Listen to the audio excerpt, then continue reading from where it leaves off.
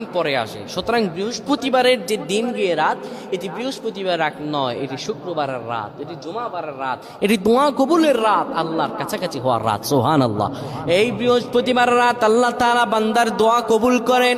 কেউ যদি বৃহস্পতিবার রাতে ঈশা নামাজের পরে পবিত্র হয়ে ইয়া হাইয়ু ইয়া হাইয়ু ইয়া হাইয়ু ইয়া রফিয়ু ইয়া রফিয়ু ইয়া রফিয়ু এই দোয়াগুলো পড়তে পারে 100 বার, আল্লাহ রব্বুল আলামিন তার মর্যাদা বৃদ্ধি করে দিবেন, তার জীবনটাকে আমার আল্লাহ সুন্দরভাবে সাজিয়ে দিবেন, বিপদ আপদ বালা মুসিবত গুলো আমার রব্বুল আলামিন দূর করে দিবে।